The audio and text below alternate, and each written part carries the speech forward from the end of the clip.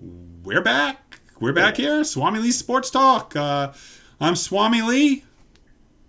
I'm Ken Blacksman. And Ken, we're hanging out today. We're just going to talk. We're talking some old school. We're not talking what happened yesterday or tomorrow or the day before that. We're going to talk about some old school. We're talking about something the Swami is well known for discussing, but I don't think is ever discussed here. And Ken has no idea what this topic is. I don't know if Ken's even heard of this before. We're going to get right to it. Ken, are you familiar? First of all, I'm sure you're familiar with Cal Ripken and Cal Ripken, the streak, right? You know all about that. This isn't a surprise. Are you by chance aware that one of his good friends in the mid-'90s, Cal Ripken, was Kevin Costner? I don't think I knew that. No. Kevin Costner was a good friend of Cal Ripken's, and he even stayed at Cal's house sometimes. Now, you of course may say, what does this have to do with anything? Well, I know you're familiar with urban legends. I want to be clear. Everybody listen to me carefully. I am not saying this following story is true, but it is an urban legend. You can look it up on the internet, okay, in case you haven't heard of this, okay? During the streak, there was a game where the Orioles lost all power at the stadium and had to postpone the game. This was 1995 in the middle of the streak, okay? All of a sudden, not long after that happened, this urban legend popped up. Ken, you still have no idea what this urban legend is doing. Yeah, this is going to be interesting. Oh, yeah, this is a real winner, okay? Again, I want to be clear. This is an urban legend, so everybody just understand that, okay? What happened, Ken, was that Cal was at home. Kevin Costner was visiting. His wife, Kelly, was there also. And Cal had to leave for the game. So Cal got in his car and started driving to the stadium. And Kevin Costner and his wife were still there. Cal forgot something, and he had to turn around and drive back. Cal drives back, and again, allegedly, this is an urban legend. I want to keep being clear about this. Cal goes back. He opens the door. He goes upstairs, and he finds Kevin Costner and his wife bumping uglies. And Cal attacks Kevin Costner. They get into a fist fight. Cal, being the athlete, kicks the hell out of Kevin Costner. This must have been before Waterworld, I guess, when he became tougher. Cal beat him up. Cal made a phone call. He calls up the Orioles management and says, guys, I can't play today. I just can't play today. They're like, Cal, the streak, you've got to play. I cannot play today. The police came by, I think, and brought Cal in. They didn't actually arrest him, but they brought him in for questioning and such. Cal's not going to the game. And then, coincidentally, there's a power loss in the stadium that night, and there's no game. You can look this up on the internet, Ken. You've never heard that story? I swear. And I thought I knew all the stories. I mean, I've never heard that one. Wow. So what do you think of that story, Ken? When I tell you that story, what goes through your mind? My first thought is I don't believe it. I'm sorry. I just can't believe it. I mean, it does sound like something, out of a bad romance novel or something. I don't know. You leave the house, you come home early, or Dear Abby, but no, I don't believe it. I mean, I've heard a lot of urban legends, but no, never. But I actually sort of hope it is true, because Kevin Costner's a little arrogant, so he needs to be cut down sometimes. It's been proven to be untrue, and I don't have all the information handy because, as everybody knows, we don't spend hours preparing for these shows. We just kind of do it off the cuff, so that's why a lot of times we don't have exact information going. But it was not true. There was an excuse. Something really did go wrong. It was proven that Cal was at the stadium that day. But it was such a great story. And in my years in Baltimore, I mean, I hated the Orioles. It wasn't the Orioles' fault. It was the Orioles fans' fault. Okay. Yeah. Again, I don't know if you know this, but you remember the movie Major League, I'm sure? Of course. And Major League, they started doing Wild Thing for Charlie Sheen's character, right? Ricky Vaughn, right? And then Mitch Williams, they started doing for Mitch Williams because Mitch Williams, you never knew where the ball was going to go. Yeah. He was like the Bobby Witt of his time. I don't know if you remember Bobby Witt. 8 innings, 10 strikeouts, 9 walks. Love Bobby Witt. But anyway, then the Orioles fans, after the fact, started chanting Wild Thing and dancing in the aisles when Greg Olson came into pitch. Again, Greg Olson, he had this really nice, he had a really good curveball. So it was a 12-6 curveball. Okay? Yeah. Every now and then it would be a wild pitch, like no more or less than any other pitcher. But because Baltimore fans are like years behind everybody else, they decided they were going to start chanting Wild Thing too. Yeah. Okay? Because, and it was awful. I mean, the years, I mean, I was there for the 88 Orioles, watching them go. I attended, it had to be a half dozen games during the 0-21. I remember the newspaper article, 0-21, that's why they call them the O's. It was great. I mean, but you wouldn't believe these fans. You wouldn't believe these fans. The lack of knowledge of some of them. And I know I'm probably offending some of our one of our watchers or two here, but it was just, I couldn't believe what I had to deal with these people. The lack of knowledge of the average Orioles fan was, I mean, the baseball IQ was probably single digits. Yeah. And hopefully it's gotten better, But, I mean, I watched that, and it was terrible. I don't know. It was terrible. Phillies fans are morons, but they're a different kind of moron. They're a lovable moron. You sit back and say, oh, but they're fun, though. But,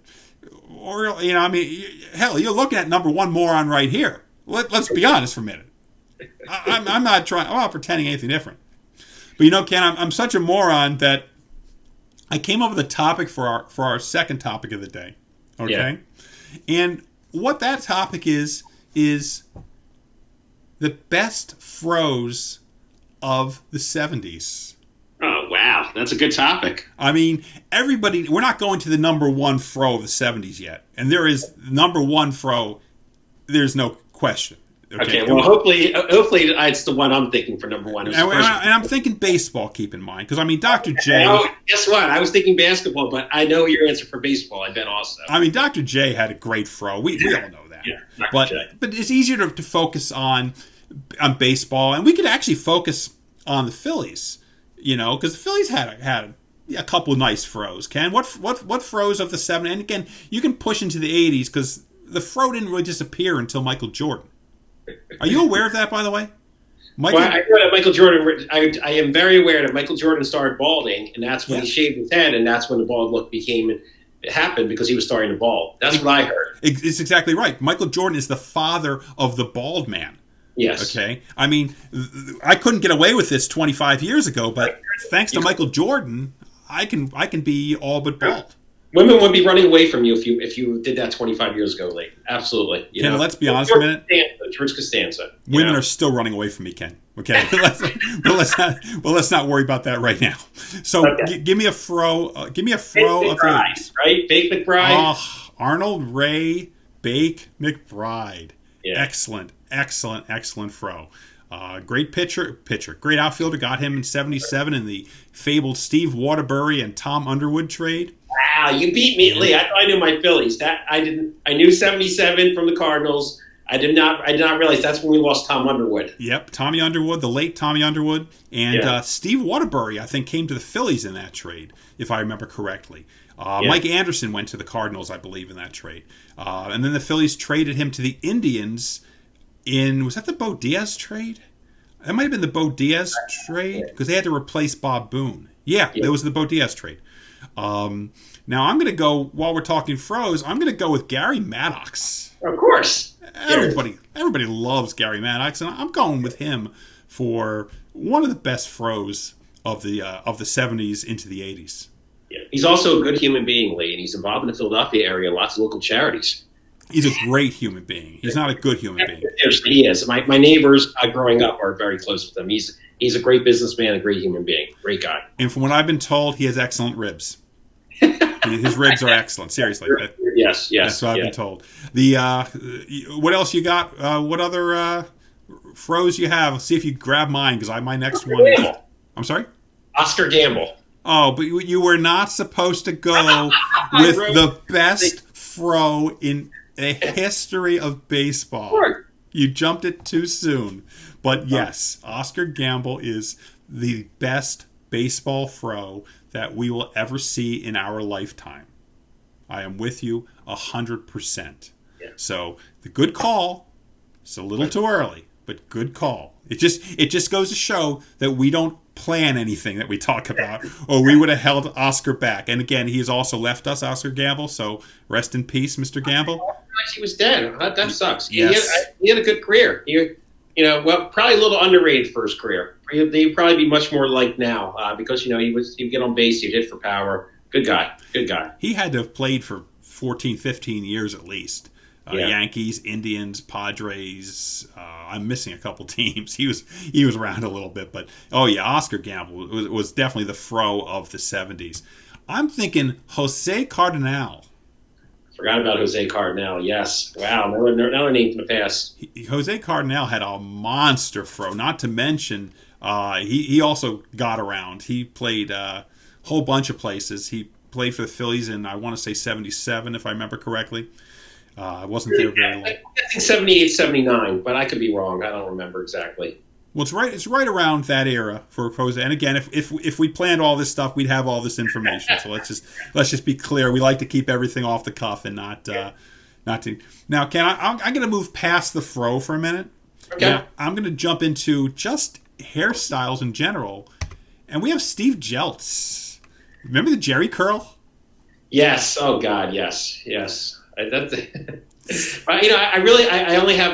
do remember with Steve Jeltz. Yes. Steve Jeltz, by the way, is bald today. Okay. You didn't know that. Know that, right? Yeah. The Steve Jeltz told me, in the time that me and Steve were hanging, at the 10 minutes at a collectible show where he and I chatted, and he was a great guy. He told me, this is a little off topic, but it's kind of makes sense to this conversation. He had cancer in I don't know if it was brain cancer or head cancer, much like Vukovich, much like Dalton, much like McGraw. He had said a lot of Phillies former players had cancer and brain cancer, and it probably stems from the vet. So something in the vet was causing that to happen, and unfortunately, we lost Tug McGraw really young. Yeah, we lost Darren Dalton really young. And Vuk wasn't young, but he certainly wasn't to the age where we should have lost him. Definitely, he was on the young side. Yeah. I never thought about that connection. That's nothing surprises me, Lee, when it comes to the vet. So yeah. Hey, I love the vet. Okay, I know it was horrible. It was terrible, but I love the vet. I went to the vet from 1974 until its last year, and I've seen all kinds of good and bad and fights, and it smelled like urine and everything. I still miss the vet. I don't know about you. I've like 3 different vet stories. I was at the Eagle Monday night game against the 49ers where we thought there were gunshots, but people were setting off like fireworks or something. They were getting killed by the 49ers, and they were setting up explosive devices to fans at the end of that game, that Monday night game. That was crazy. Oh. And a couple of Eagle games just in 700 level, just tons of fights, Eagles and Giants fans, man. Eagles, Giants back then. That's the thing people don't realize. For whatever reason, even though everyone knows, Eagles fans are tough and Eagles fans show up. You always get the Mets fans, as showing up for the Phillies games. You get the Giants fans because we're just so close, and you would just get fights and brawls in 700 level. It would be crazy. It definitely is much more genteel now these days than in the old days. Well, it's a different world these days. But let me ask you this question. This is what makes me laugh about fights at football games, baseball games, etc. Okay, Ken. So you're attending the Eagles game, we'll just say, for the sake of argument, okay? And you get into a fight with one of the fans. Is Carson Wentz going to run in and save you? Is Vinny Curry or Fletcher Cox or any of these guys, are they going to come into this fans and defend you against a Giants fan? Then why the hell are you fighting to defend them? I don't get it. I've never got it, to be honest. Whatever. I'm the wrong person to ask. I don't get it. I have no problem with a Giant fan wearing their uniform, wearing their shirt to an Eagle game. Who cares? We're all fans. Have fun. But people want to start stuff. Sometimes I believe some people. This is an original thought. Some people go to sporting events just to drink and get in fights. I think. And that is. You're 100% right, and I know some of those people, okay? So I have no arguments with you. You're 100% on target that. But there are also some people that are like defending the honor of their team, okay? Yeah. They're the same people that say, we won. Dude, what position did you play, okay? What position did you play? I'm going to interrupt you, Lee, because one of probably my favorite live sporting event ever was a Steeler-Eagle game in Pittsburgh. I went there 2000 and wore my Eagles shirt, brought a friend of mine, and Steelers played the Eagles, and the Steelers were up by 10 points late in the game. Eagles scored, get a touchdown, onside kick, got a field goal. Game goes to overtime. Eagles win.